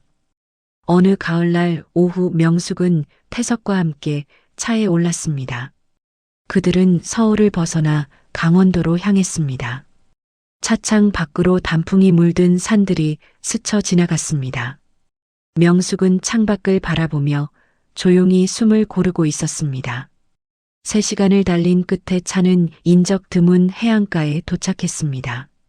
3달 전 명숙이 죽음의 문턱까지 갔던 그곳이었습니다. 차에서 내린 명숙은 갯벌을 향해 천천히 걸어갔습니다. 태석은 차 옆에 서서 명숙의 뒷모습을 지켜봤습니다. 그는 명숙의 고요한 시간을 방해하지 않기 위해 멀찍이 떨어져 있었습니다. 명숙은 갯벌 앞에 섰습니다. 이제 그녀의 다리는 비틀거림 없이 단단하게 대지를 딛고 서 있었습니다. 3달 전 이곳에서 휠체어에 갇혀 죽음을 기다리던 그녀가 아니었습니다. 매일 밤 재활 운동을 반복한 결과 왼쪽 다리도 거의 회복되었습니다. 바닷바람이 명숙의 머리카락을 부드럽게 흩날렸습니다. 파도 소리가 규칙적으로 들려왔습니다. 밀물이 들어오는 소리였습니다. 하지만 이제 그 소리는 더 이상 죽음의 전령이 아니었습니다. 오히려 과거의 상처를 씻어내는 정화의 노래처럼 들렸습니다. 명숙은 눈을 감고 깊은 숨을 들이켰습니다. 차가운 바람이 폐 속 깊이 스며들었습니다. 그녀는 천천히 숨을 내쉬며 가슴속에 맺혀있던 응어리를 바람에 실어보냈습니다. 명숙은 코트 주머니에서 낡은 사진 한 장을 꺼냈습니다. 종철과 함께 찍은 결혼 20주년 기념 사진이었습니다. 사진 속에서 두 사람은 환하게 웃고 있었습니다. 행복했던 시절의 기억이 담긴 사진이었습니다. 명숙은 사진을 물끄러미 바라보았습니다. 그녀의 손가락 끝이 사진 속 종철의 얼굴 위를 천천히 스쳐 지나갔습니다. 한때는 사랑했던 사람. 하지만 탐욕에 눈이 멀어 자신을 죽이려 했던 사람. 명숙의 손가락이 사진을 잠시 움켜쥐었습니다. 그리고 이내 사진을 반으로 찢었습니다. 찢어진 조각들을 다시 더 작게 찢었습니다. 명숙은 찢어진 사진 조각들을 허공에 뿌렸습니다. 바닷바람이 조각들을 휘감아 올렸습니다. 하얀 조각들은 파도를 타고 깊은 심연 속으로 순식간에 사라져 갔습니다. 이제 끝났어. 정말 끝났어. 명숙은 혼잣말을 중얼거렸습니다. 그녀의 눈가에는 눈물이 맺혔습니다. 하지만 그것은 슬픔의 눈물이 아니었습니다. 마침내 모든 것을 놓아버린 해방감에서 나온 눈물이었습니다. 명숙은 갯벌을 따라 천천히 걸었습니다. 예전 휠체어가 빠져있던 그 자리, 자신이 네 발로 기어 빠져나왔던 그 길, 모든 것이 선명하게 기억났습니다. 하지만 이제 그 기억은 더 이상 그녀를 괴롭히지 않았습니다. 오히려 자신이 얼마나 강한 사람인지 증명해주는 증거였습니다. 명숙은 진흙이 묻지 않는 마른 모래밭에 앉았습니다. 저 멀리 수평선 너머로 해가 서서히 기울고 있었습니다. 석양의 붉은 빛이 바다를 황금빛으로 물들였습니다. 그 빛이 명숙의 어깨 위로 내려앉았습니다. 온몸이 따스한 황금빛으로 감싸였습니다. 명숙은 눈을 감고 그 온기를 온몸으로 느꼈습니다. 이제 진짜 새로운 시작이야. 명숙은 지난 날을 떠올렸습니다. 갯벌에서 살아남은 날부터 지금까지 증거를 모으고 법정에서 싸우고 복수를 완성하기까지 그 모든 시간이 주마등처럼 스쳐 지나갔습니다. 하지만 이제 복수는 끝났습니다. 종철과 유라는 법의 심판을 받았고 그에 합당한 대가를 치르고 있었습니다. 명숙은 더 이상 그들에게 마음을 쓸 필요가 없었습니다. 명숙은 가방에서 서류 한 장을 꺼냈습니다. 뇌경색 환자 재활 지원 재단 설립 계획서라는 제목이 붙어 있었습니다. 그녀는 자신의 500억 재산 중 200억 원을 재단 설립에 기부하기로 결정했습니다. 자신이 겪었던 고통을 다른 사람들이 겪지 않도록 자신이 받은 두 번째 기회를 다른 환자들에게도 주고 싶었습니다. 진정한 부의 가치는 누군가를 짓밟는 게 아니라 다시 일어서게 돕는 거야. 명숙은 서류를 가슴에 꼭 안았습니다. 종철과 유라는 돈으로 자신을 죽이려 했습니다. 하지만 명숙은 그 돈으로 생명을 살리고 희망을 줄 것입니다. 그것이 그들과 자신의 차이였습니다.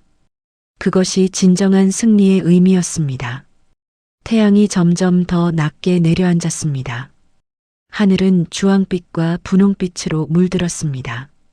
구름 사이로 빗줄기가 쏟아져 내려와 바다를 비쳤습니다.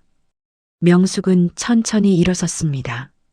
그녀는 바다를 향해 깊이 허리를 숙여 인사했습니다. 자신을 다시 태어나게 해준 이곳에 감사의 인사를 보냈습니다. 명숙은 뒤돌아 태석이 있는 곳으로 걸어갔습니다. 그녀의 걸음걸이는 가볍고 당당했습니다. 왼쪽 다리는 여전히 약간 불편했지만 이제 그것마저 자신의 일부로 받아들였습니다. 태석은 명숙을 보자 차 문을 열어주었습니다. 사장님, 괜찮으세요? 응, 이제 정말 괜찮아. 명숙은 환하게 웃었습니다. 그녀의 미소에는 승리자의 여유로움이 가득했습니다. 김 비서, 내일부터 재단 설립 준비 본격적으로 시작하자. 알겠습니다, 사장님. 태석도 따라 웃었습니다. 그는 명숙이 이렇게 밝은 표정을 짓는 것을 오랜만에 보았습니다.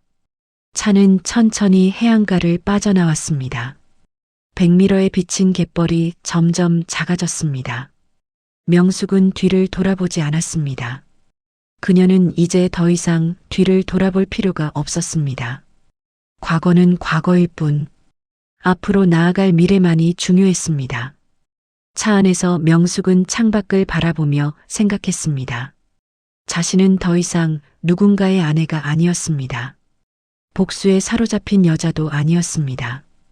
이제 그녀는 온전한 인간, 한명숙으로서 새로운 삶을 시작하는 것이었습니다. 자신의 이름으로, 자신의 의지로, 자신이 원하는 방식으로 살아갈 것이었습니다. 해가 완전히 지고 어둠이 내렸습니다. 하지만 차 안의 명숙의 얼굴은 희망의 빛으로 환하게 빛나고 있었습니다. 갯벌의 진흙 속에서 피어난 연꽃처럼 명숙은 죽음의 늪에서 벗어나 새롭게 피어났습니다. 그리고 이제 그녀의 인생은 그 어느 때보다 찬란하게 빛날 준비가 되어 있었습니다. 한 달의 시간이 더 흐른 어느 날, 명숙의 재단 개소식에는 수많은 환자와 가족들이 모여 인산인해를 이뤘습니다. 한명숙 뇌경색 환자 재활 지원 재단이라는 간판이 새로 지어진 5층 건물 위에 당당하게 걸려 있었습니다. 명숙은 화사한 연보라색 정장을 입고 밝은 미소로 내빈들을 맞이했습니다. 그녀의 걸음걸이는 누구보다 힘찼으며 악수를 건네는 손은 따뜻했습니다. 어서 오세요. 이곳이 여러분께 새로운 희망이 되길 바랍니다. 명숙의 목소리는 따뜻한 신뢰감을 주었습니다. 환자들과 보호자들은 눈물을 흘리며 명숙에게 감사 인사를 전했습니다. 사장님, 정말 감사합니다. 저희 같은 사람들을 위해 이런 곳을 만들어주시다니. 아니에요. 저도 같은 아픔을 겪었으니까요. 우리 함께 이겨내요. 명숙은 그들의 손을 꼭 잡아주었습니다. 재단 건물 안에는 최신 재활치료 장비들이 갖춰져 있었고 전문 치료사들이 배치되어 있었습니다. 명숙은 1층부터 5층까지 직접 안내하며 시설을 소개했습니다. 이곳은 물리치료실이고 저쪽은 작업치료실입니다. 모든 치료는 무료로 제공됩니다. 개소식 행사장에는 기자들도 몰려왔습니다. 플래시가 터지는 가운데 명숙은 단상에 올라 마이크를 잡았습니다. 저는 뇌경색으로 쓰러져 죽음의 문턱까지 갔던 사람입니다. 하지만 포기하지 않고 다시 일어섰습니다. 명숙의 목소리는 떨림 없이 또렷했습니다. 이 재단이 같은 아픔을 겪는 분들께 희망의 빛이 되길 바랍니다. 가장 낮은 곳에서 피어난 꽃이 가장 아름답습니다. 박수 소리가 행사장을 가득 메웠습니다. 명숙은 환하게 웃으며 고개를 숙여 인사했습니다. 같은 시각 서울 외곽의 한 재개발 공사장. 종철은 벽돌을 나르다 허리를 삐끗했습니다. 50kg이 넘는 벽돌 더미가 그의 등에서 무너져 내렸습니다. 으악!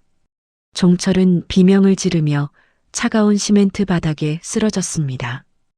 허리에서 찌릿한 통증이 온몸으로 퍼졌습니다. 현장 감독이 달려왔지만 그는 혀를 차며 고개를 저었습니다. 아이고, 이 사람. 병원 가봐야겠네.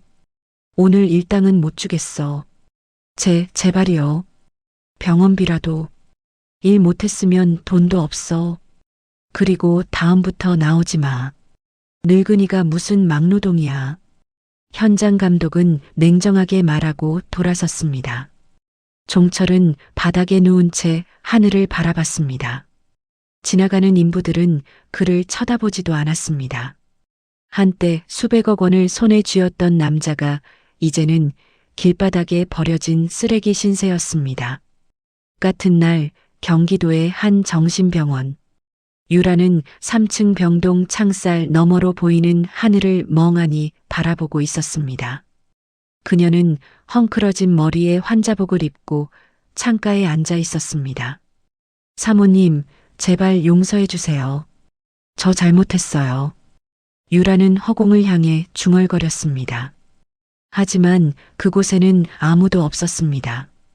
극심한 스트레스와 죄책감으로 인해 그녀는 정신이 온전하지 못했습니다. 간호사가 들어와 약을 건넸지만 유라는 알아듣지 못했습니다. 갯벌에 물이 차올라요. 살려주세요. 환자분, 정신 차리세요. 여긴 병원이에요. 간호사는 한숨을 쉬며 유라에게 강제로 약을 먹였습니다. 유라는 창살을 붙잡고 흐느끼며 알 수 없는 헛소리를 계속 중얼거렸습니다. 저녁 무렵 명숙은 재단 개소식을 마치고 사무실로 돌아왔습니다. 비서가 태블릿을 건네며 말했습니다.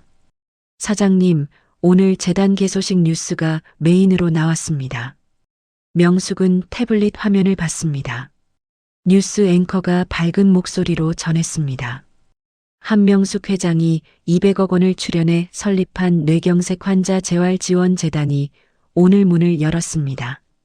한 회장은 본인도 뇌경색으로 고생했던 경험을 살려 환자들에게 희망을 주고 싶다고 밝혔습니다. 화면에는 명숙이 환자들과 악수하는 장면이 나왔습니다. 명숙은 만족스러운 미소를 지으며 태블릿을 내려놓았습니다. 수고했어. 이제 퇴근해. 사장님도 일찍 들어가세요. 비서가 나가고 명숙은 혼자 남았습니다. 그녀는 조용히 집무실 창문을 열었습니다. 시원한 가을바람이 실내로 불어들어왔습니다. 바람이 명숙의 머리카락을 부드럽게 매만지며 지나갔습니다. 명숙은 책상 위를 바라봤습니다. 작은 유리 케이스 안에 조약돌 하나가 놓여 있었습니다. 갯벌에서 살아 돌아올 때 손에 쥐고 있던 그 돌이었습니다. 명숙은 유리 케이스를 조심스럽게 집어들었습니다. 작고 평범한 돌이었지만 그녀에게는 특별한 의미가 있었습니다. 가장 낮은 곳에서도 다시 일어설 수 있다는 증표. 명숙은 돌을 쓰다듬으며 조용히 중얼거렸습니다. 그녀는 돌을 다시 제자리에 놓고 창가에 놓인 화분으로 다가갔습니다. 작은 화분에는 연꽃 한 송이가 피어 있었습니다. 명숙이 직접 갯벌 근처에서 가져온 씨앗으로 키운 꽃이었습니다. 진흙 속에서 피어난 연꽃은 순백색으로 아름답게 빛나고 있었습니다. 명숙은 물뿌리개로 정성스럽게 물을 주었습니다. 한 방울 한 방울 생명의 경이로움을 만끽하며 꽃을 바라봤습니다. 복수는 끝났어. 이제 용서와 사랑의 시간이야. 명숙의 입가에 평온한 미소가 번졌습니다. 그녀의 정원에는 이제 증오 대신 용서와 사랑의 꽃들이 피어나고 있었습니다.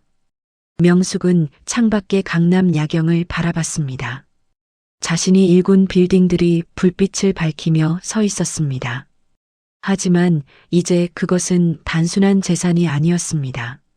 많은 사람들에게 일자리를 주고 희망을 주는 공간이었습니다. 명숙은 깊은 숨을 들이쉬고 내쉬었습니다. 가슴속 깊은 곳에서 평화가 찾아왔습니다. 종철과 유라에 대한 분노도 배신에 대한 상처도 이제는 희미해졌습니다. 그들은 이미 자신들의 선택에 대한 대가를 치르고 있었습니다.